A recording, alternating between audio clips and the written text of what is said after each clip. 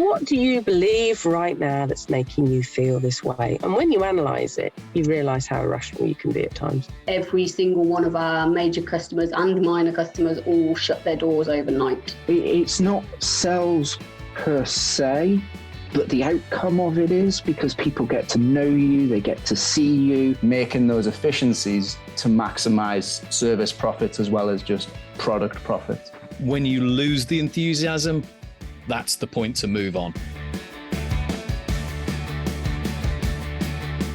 Scaling up a business isn't easy. If it were, we wouldn't have less than 4% of businesses scaling beyond 10 employees or around £1 million turnover level, and less than 1% beyond 50 employees.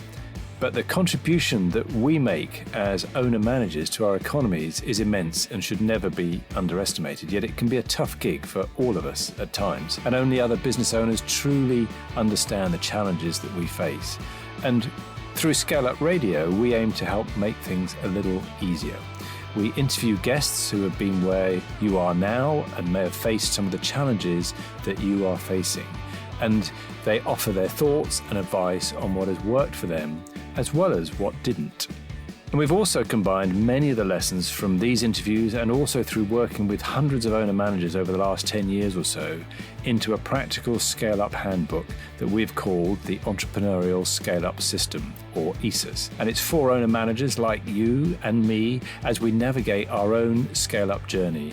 And you can order a copy through your favourite online book retailer or by going to all the W's, esusgroup.co.uk, www.esusgroup.co.uk. Hello, I'm Granger Forson. You can find me at www.bizsmart-gloucestershire.co.uk or find me on LinkedIn. This time on ScaleUp Radio, I speak with Jamie Sleigh, joint owner and CEO of Indeloy IT Solutions. Indeloy is an IT service business based in Gloucestershire that started over 3 years ago and has grown into a team of 10 staff with more in the pipeline. What is interesting in Jamie's story is how the pandemic created the spark to build the business with his business partner, which has grown rapidly. They even had clients phoning up on day one when they announced the launch of their business. As always, we cover a lot of ground, including building relationships with staff and customers is vital for the growth of a business, ensuring you have weekly check-ins reviewing cash and your finances. And with the leadership team, ensuring you meet every week to check in with each other is so important as you grow. This conversation with Jamie is illuminating as he discusses how his passion for putting humans first in his business works. Like, building trust with your team is as much about those difficult moments and not just saying, I trust you. Also, their three core values of individual, dependable, and loyalty has been used to create the name Indeloy to show how important it is to the whole world. I know you'll get something from this episode, so let's go over and listen to Jamie. Hello, Jamie Sleigh, and welcome to ScaleUp Radio podcast. Please introduce ourselves to you and your business. Yeah, thank you for having me, Granger. So I'm the CEO and co-founder of Indeloy IT Solutions.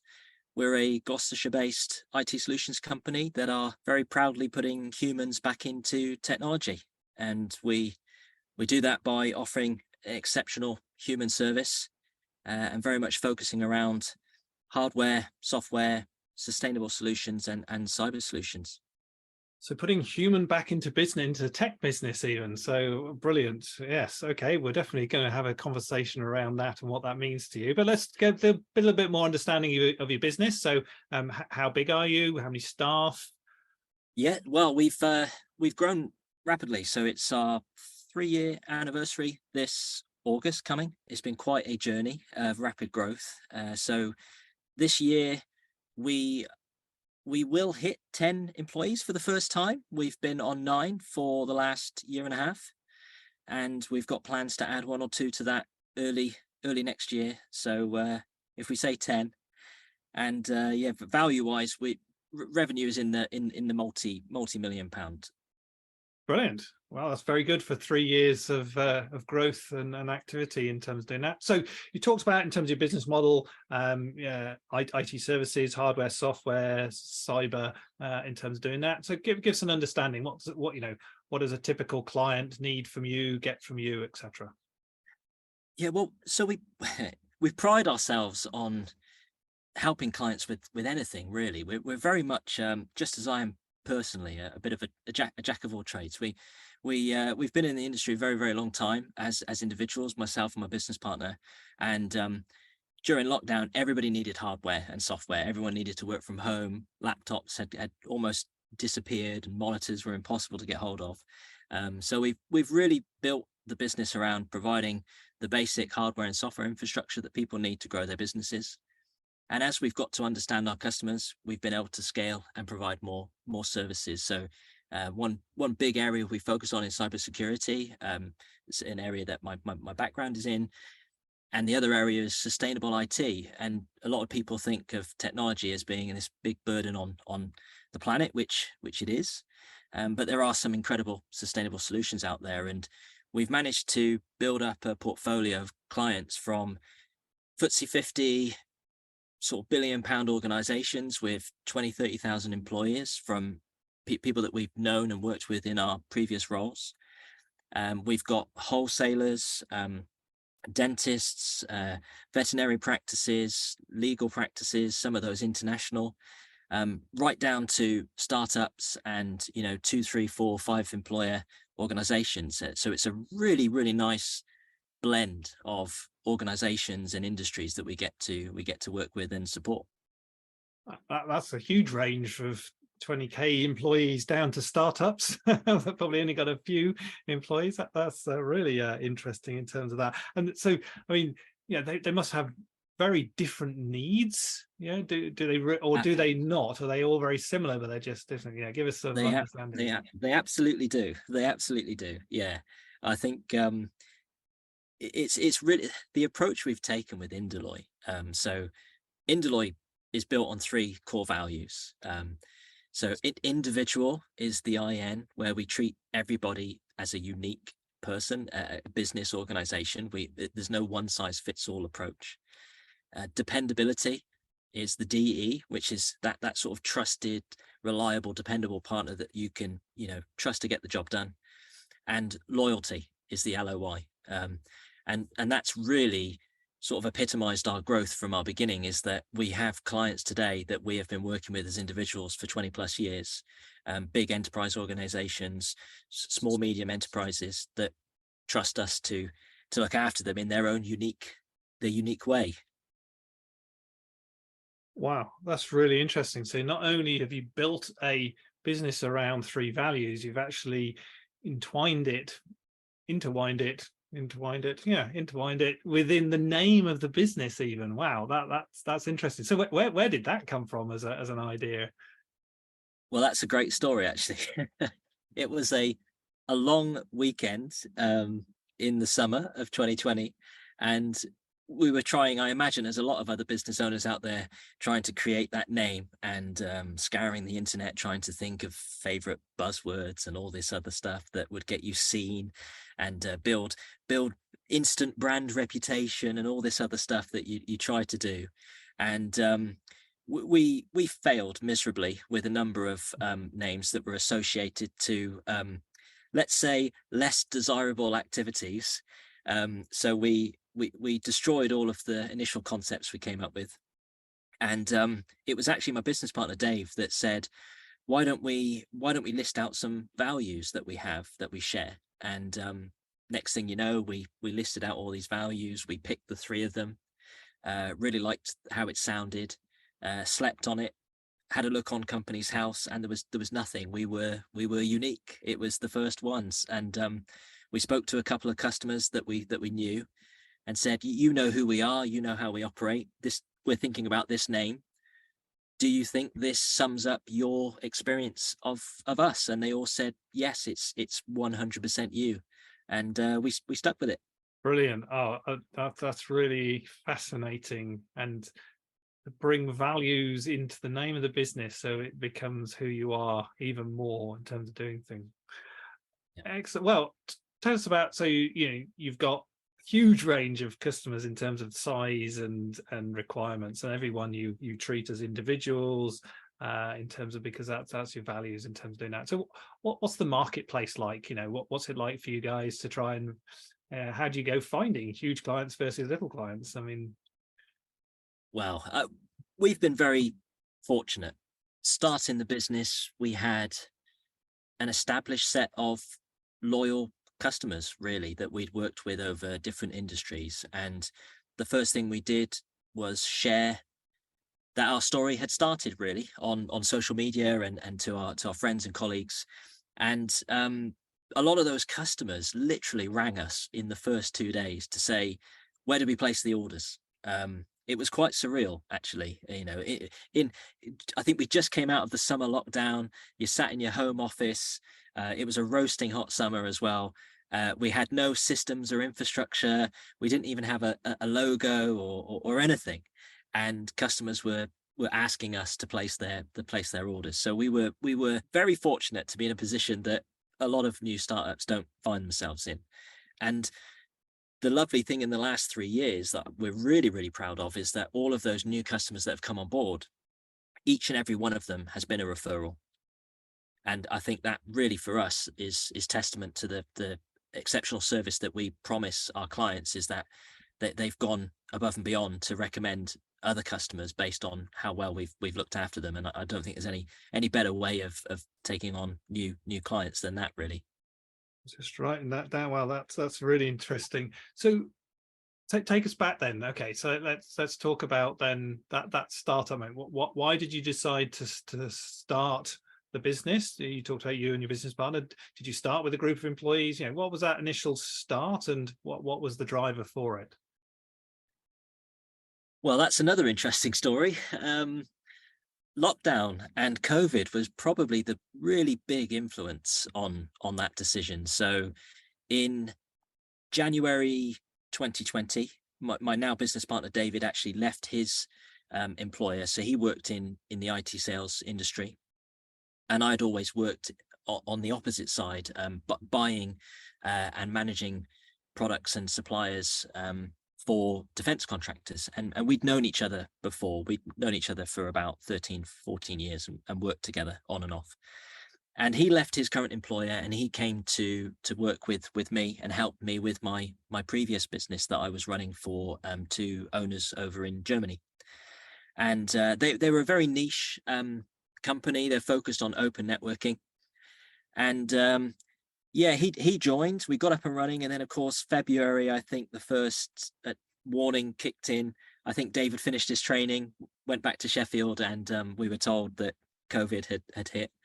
And I think, as many businesses found, those next few months, business just disappeared. And it was really clear that this very niche product and industry that we were in needed to change really quickly to adapt. So Dave and I put our thinking caps on. We went straight into products and solutions that we knew, the more traditional IT and technology, and it worked. We were able to keep the money coming in. We were able to keep people employed without going on the furlough scheme. But it just wasn't the vision that the owners shared. That it wasn't where they wanted to go. So we sat down and had a chat with them and decided that we wanted to keep doing what we'd started to do. We saw that as a way to build a future, and we parted ways, and the Indeloy story began, really. So you saw an opportunity, but actually because something wasn't changing, you decided with your business partner, let's do that. Has it something you've always wanted to do, or is it just something at that moment in time felt right and off we went? It was definitely a feeling. It was definitely a feeling. I think I always told people, anyone who knows me from my younger years, I never wanted to manage anybody. I never wanted any real authority. I had no aspirations to be a business owner. I just wanted to get my head down, do a good job, and that was it, really. But it just felt right. I think we both saw the difference that we'd made in those first few months of COVID hitting. We knew what we were doing. We were really confident with the people we knew, the products, the clients.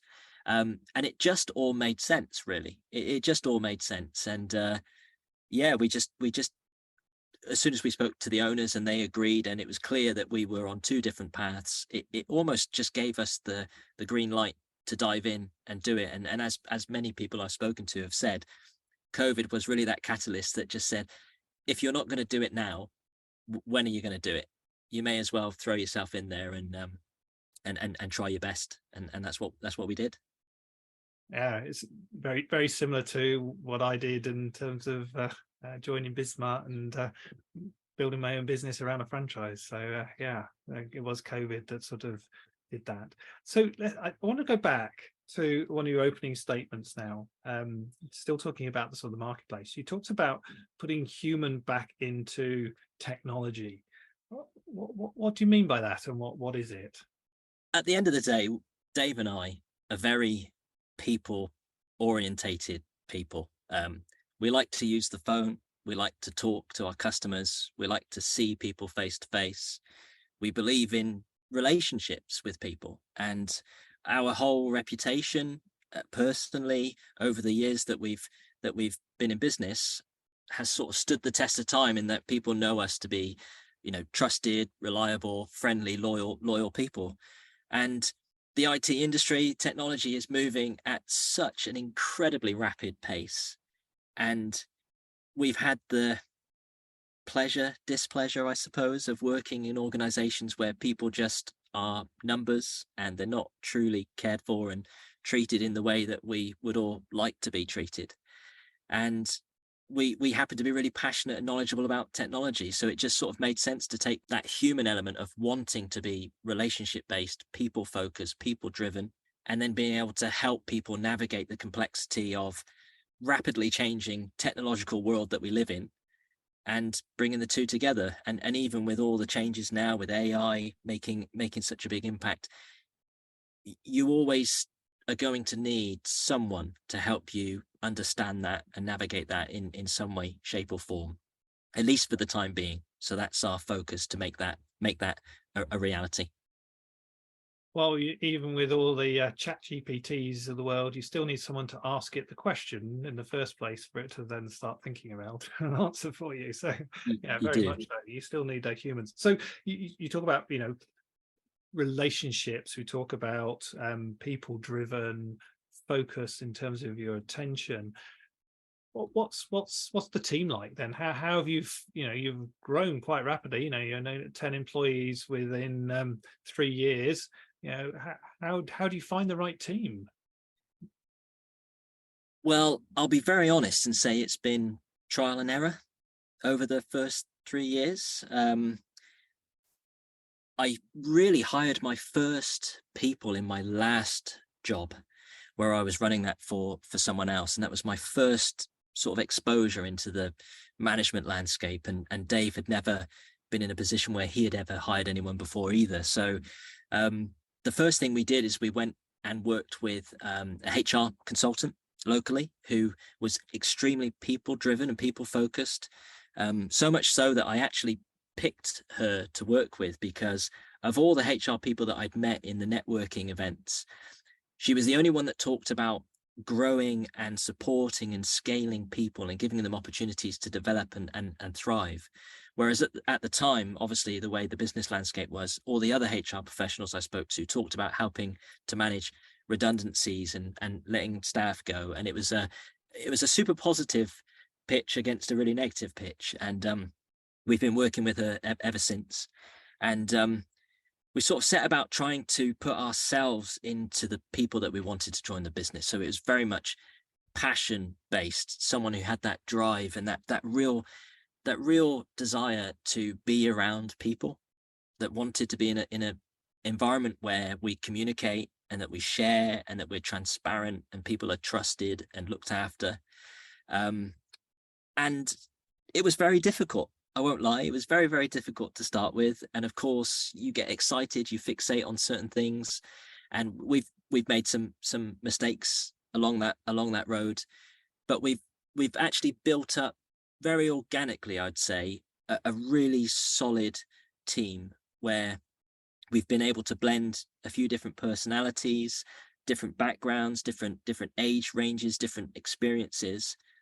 But the common denominator, I suppose, is that real passion and drive to be in an environment where they're part of a much bigger team, and they're really, really cared for and looked after, and empowered and trusted are the two things I'd really emphasize. Trusted and empowered to support the growth of the business.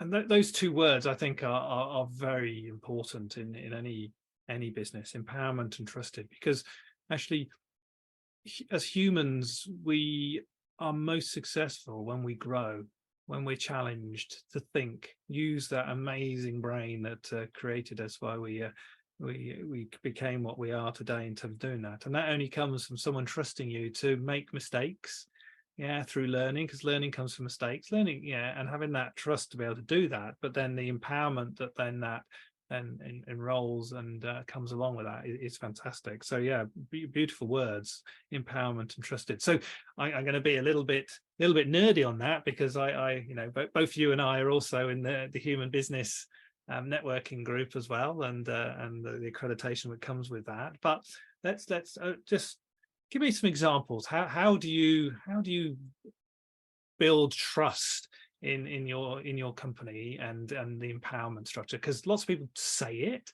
How do you do it? Wow, that is a really tough question. Well, I can tell you the methods that we've tried and what we've adapted in how we believe that we've tried to build trust. And I think initially we told people, we communicated that, you learn by making mistakes. As you said, I've spent my whole career making lots and lots of mistakes, and I've learned from them. So I believe that we learn, we get better from making mistakes. And really, if we work together as a team to understand why the mistake happened, not who did it, or, it's not to point the finger, it's how do we fix it and make the process work better for everybody going forward. So it's that very much that continuous improvement sort of focus, but it's not about individuals, it's about us as a team making the right steps to go forward. But I suppose some of the good examples I would give you is, we were very clear from the beginning, we're not man managers. We're not there to manage every minute of the day, where you are, what you're doing. And of course, we started during lockdown, so everyone was working from home.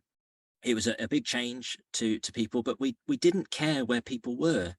And we were very honest and open to say, if you need to go and put some washing on, do it. If you need to take a call, if you need to pick up a parcel, if you want to go for a walk, these are things that we empower you and entrust you to do. But I think a lot of people found it very, very difficult to believe us. And we thought, because we said it, people understood that we meant it. But in actual fact, it took a long, long time for people to really, truly get that we meant what we said. And I think the best way I could probably say is, over those years, we've had situations where we've had to prove that we really do believe what we say. We had a colleague whose a family member became ill, and within seconds of getting the message, we said, take yourself away, do what you need to do. Yeah, but I don't have any holiday allowance yet. So who cares about the holiday allowance? Your family needs you. Go and do what you need to do. When you feel ready, come back, let us know, and we'll sit down with you and work out how we can help you come back into the business. And in those situations, they're probably the proudest moments that I've had in terms of the team, because you can say it all the time. And as you say, companies have it, they have it on the wall, it's in all their literature, but we truly mean it. But the hardest thing, I think, has been getting people to truly believe that we mean it without having to go to those lengths to demonstrate that's really how we believe the company should be run. Yeah, brilliant. Well, and it's those difficult moments in time, that's when you then really see whether the company has that level of trust, and you've definitely demonstrated in terms of doing that. So, and interestingly, when we talk to our clients, we talk about Lencioni's model, the 5 behaviors of the team, and the bottom level of that model is trust, and building that trust over time and that capability within your team. And I always likened it to putting marbles in a jar. And trust builds with each little marble that you put in.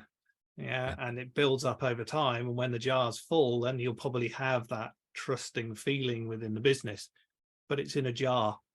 It can break.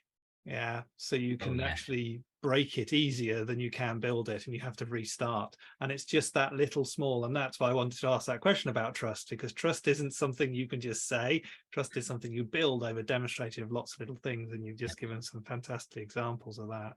That's brilliant. That's such a great point you've just mentioned as well, because the flip side of that, as we started to build that and we realized that people didn't believe what we were saying, once we started to demonstrate it, we have a morning call every day where everyone has the chance to say what they're working on, what they're struggling with, ask questions, tell us if you need help. And of course, the early days, nobody asks for help. Nobody. And you say it day after day after day.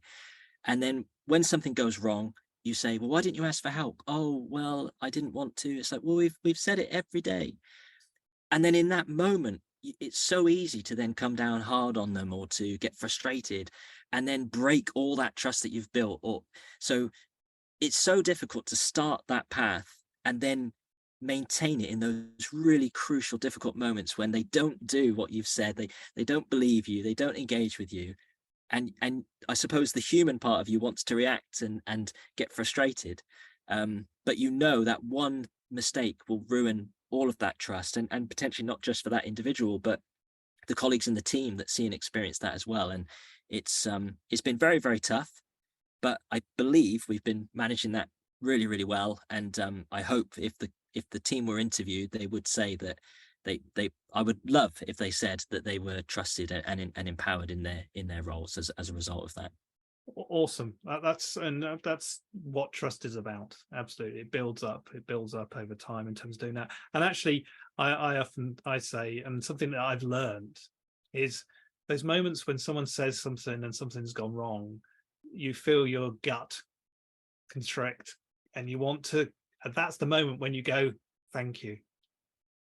Yeah, you don't react, you don't give feedback even, you just say thank you, because they've probably built up a lot of nervousness and worry to actually tell you as a leader that they've made a mistake, something's gone wrong.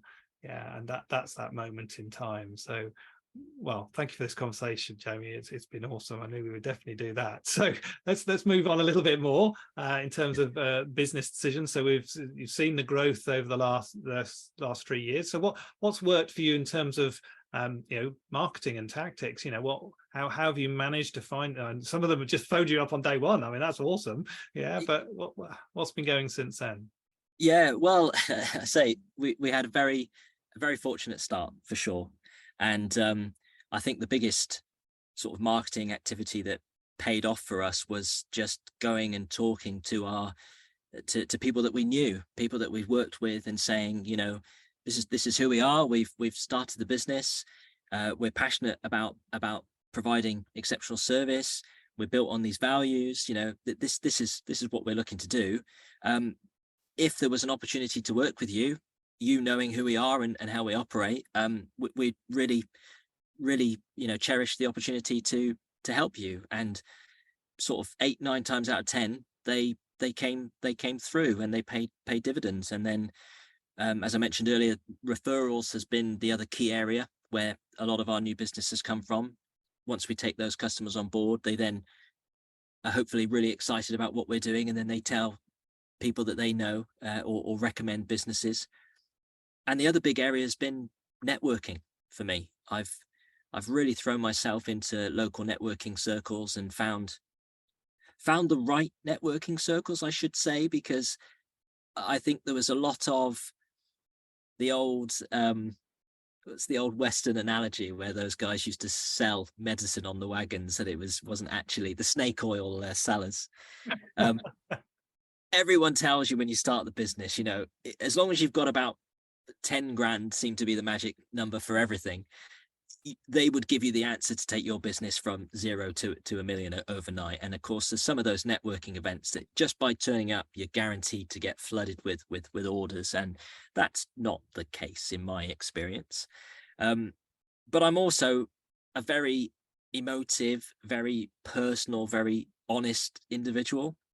So I wanted a networking environment that gave me the opportunity to have a chat with other business owners, to be able to bounce ideas off them, to be able to share when I was having tough rubbish days and wanted to give in, and when I was having those highs. And I found a couple of organizations that really allow me to be me.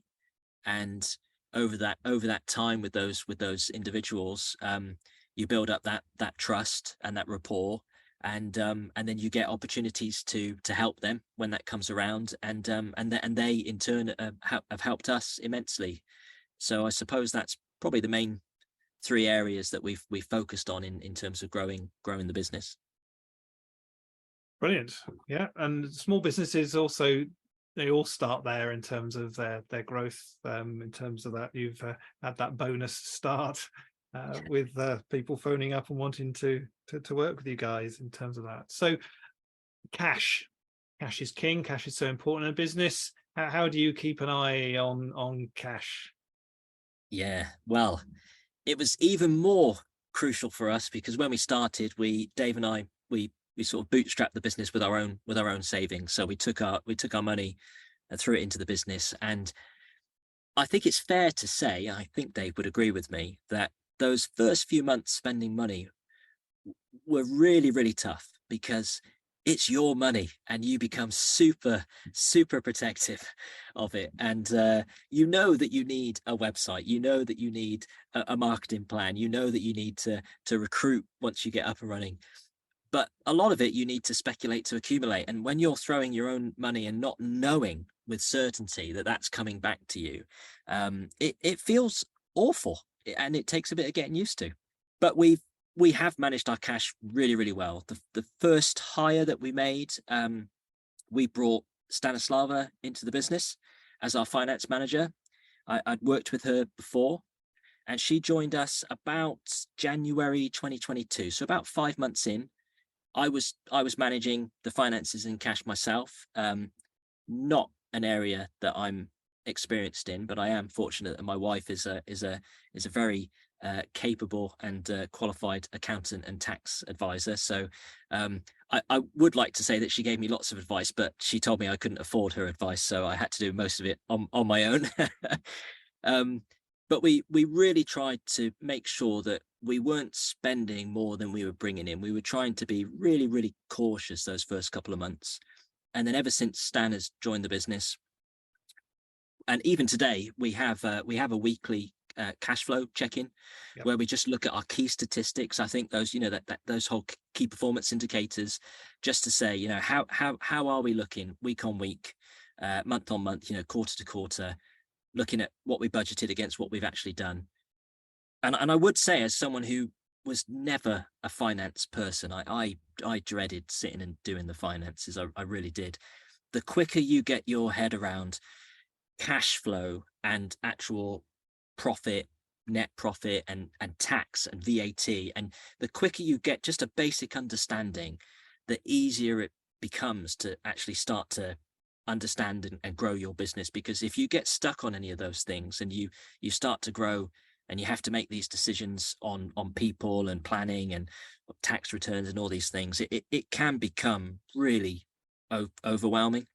yeah. So just a basic financial overview is really paramount in my view. And it's brilliant to hear you say that you have a weekly check-in in terms of doing that. That's one of the vital things I often say to my clients. Cash is so important. You should at least have a weekly review of cash. If you want to look at the finances as well, even more beneficial. That's such an important activity in terms of doing that. So you're thinking, cash is better than where it was when you first started. Yeah, you're growing, you're taking on people now. How do you decide what you're going to focus on next? What's the decision-making process within the business? Well, initially starting with just me and Dave, we tried to do a sort of segregation of duties, I suppose. Dave took on the sales mantle to look after our clients, to manage the orders and the day-to-day processing of the requirements. And I picked up everything else, really. Dave's background and expertise is in sales. Mine was in operations, sort of, commercial and people management. So we built up those different capabilities over the first year.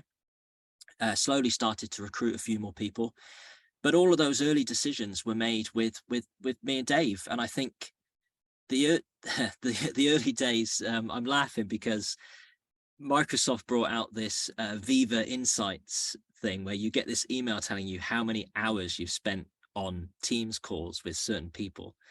And I think in the first few months, I practically lived on my phone with Dave far more than I spent any time with friends, family, wife, or any of those things, which was pretty bad. But we tried to really make a conscious effort to share decisions, to share ideas, to share the creative journey, because it was our project. You know, we started it together. We're 50-50 owners. Everything has been even and fair. And we really wanted to maintain that fairness and that approach. And it's only really in the last 12 months after we hit sort of the 2-year mark that we then brought other people into our leadership team as the company had grown and our foundations were in place. And now today we have 4 of us in our leadership team. Dave and I as the business owners. Dave focusing on sales, me in the CEO role. And then we have our operations manager and our finance manager as part of that leadership team.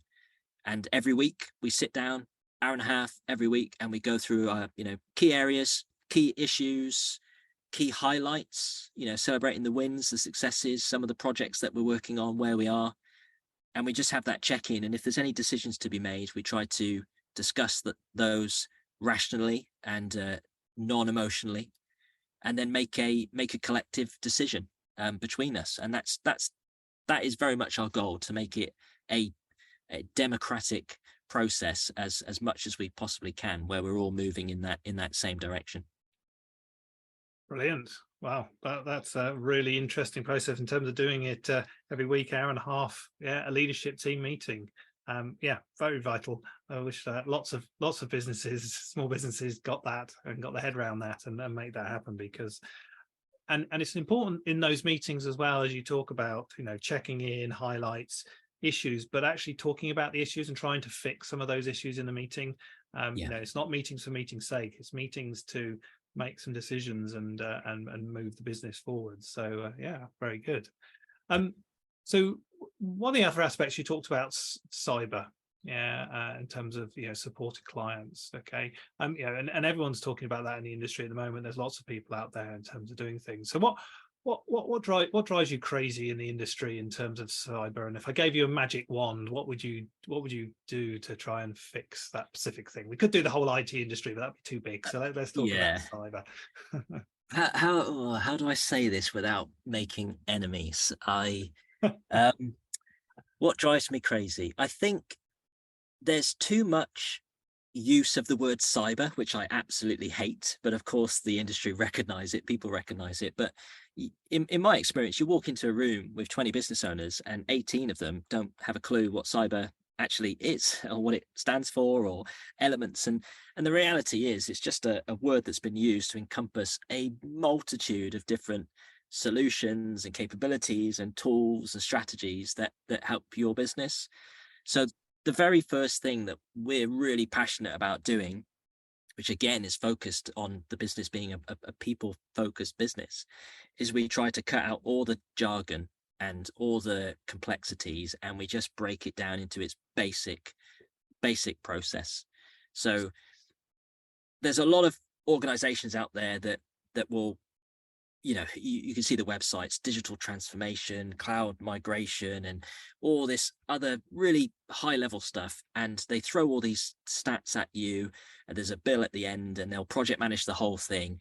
And I think some people just sort of assume that by paying that money, by saying yes to that stuff that sounds really cool and really, really detailed, they're going to protect their business, and they don't have to worry. They just pay the bill and they move on. And I think the reality is that security discussion, in my view, should be a discussion, and it should start from there. It's understanding your passion, your driver. Where's the business trying to go in the next 3 to 5 years? What are your worries? What are the things you're really good at?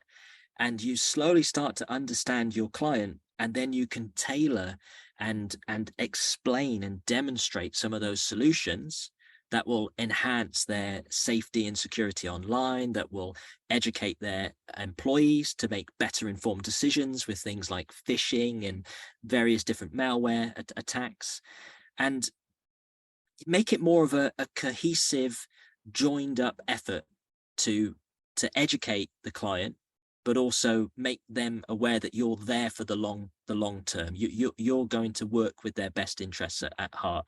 And I think some of the solutions out there are so easy to just put a price tag on and sell because people don't know what it is, that it almost attracts businesses that just want to make a quick buck, get paid to fill out a sheet, hit the checklist.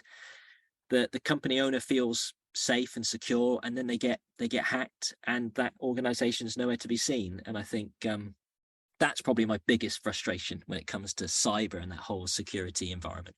Well, Jamie, thank you so much. It's been a fantastic conversation so far in terms of where you're a business built around values, but it's not just built around values. Your business name is built into the values. I mean, that's inspiring in terms of doing that. Your whole passion of putting human into technology, the way that we've talked about, not only with your clients but with your team, and you built such a large business in terms of, it's not giant in terms of the size, within 3 years, and what you've done and achieved.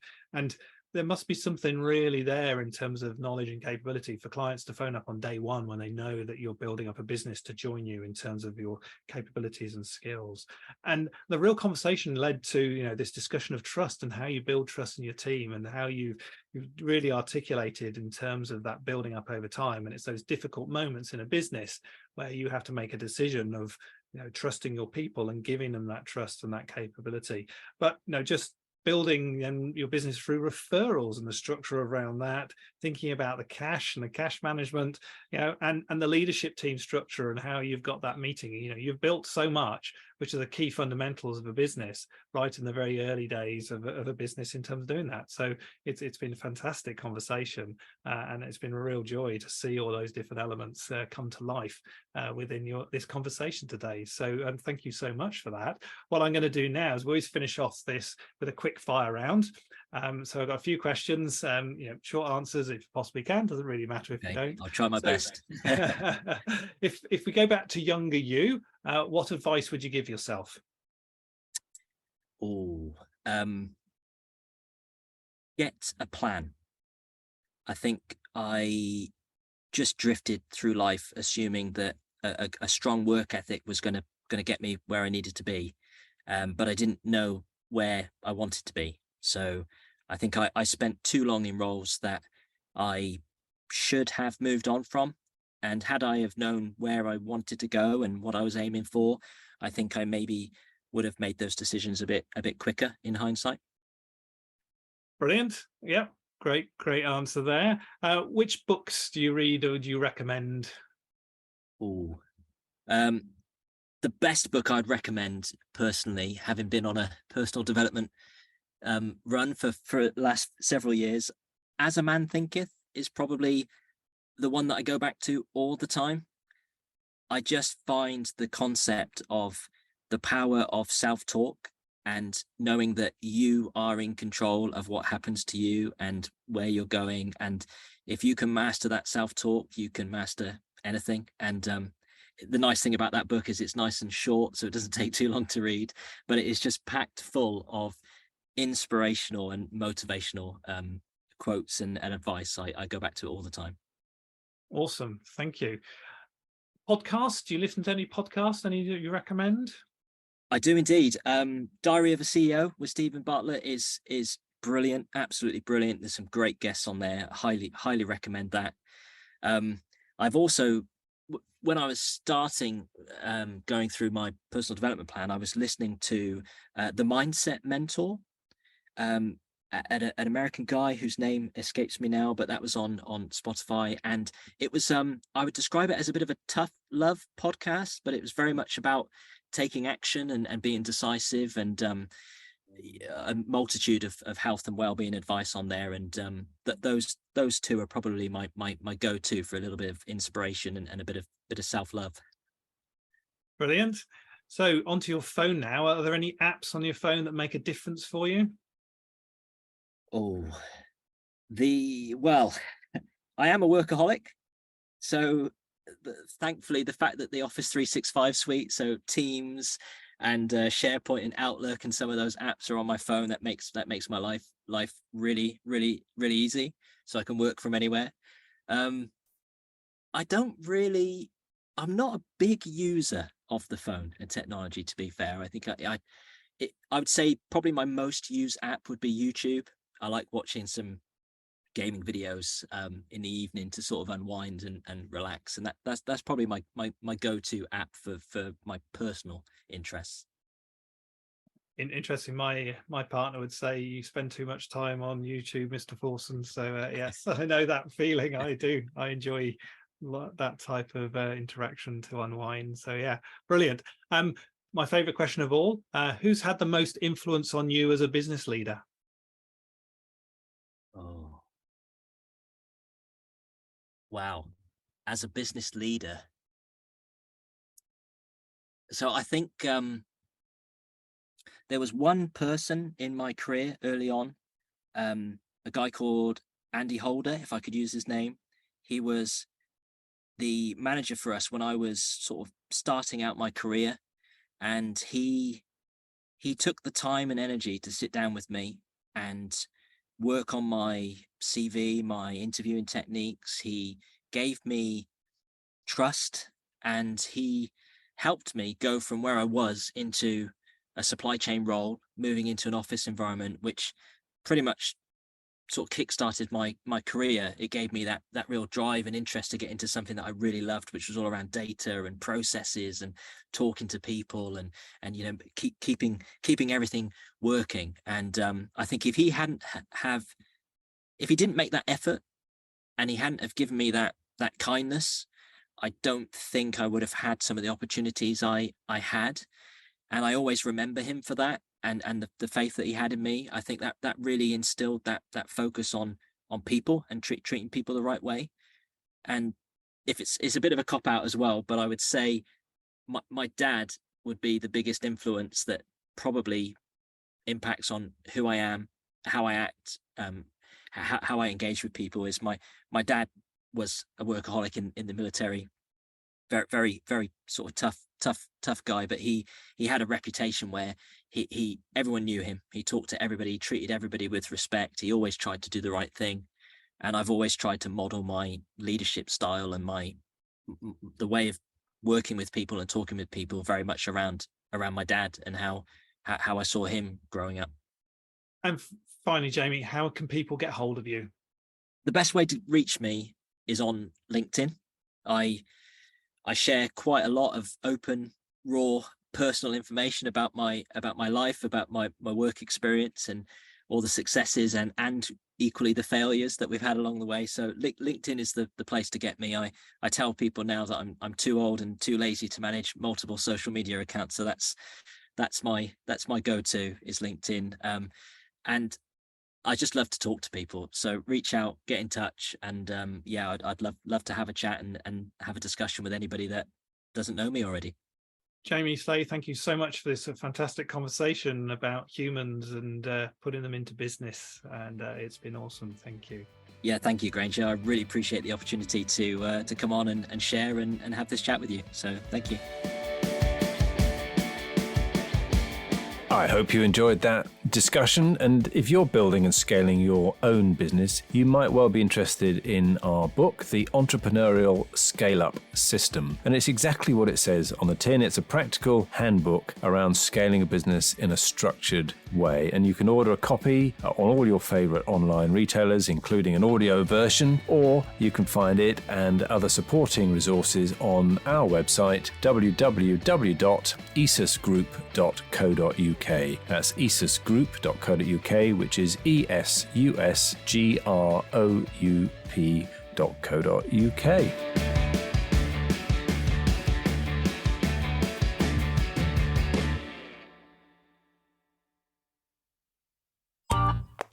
This has been a Monkey Pants Productions podcast.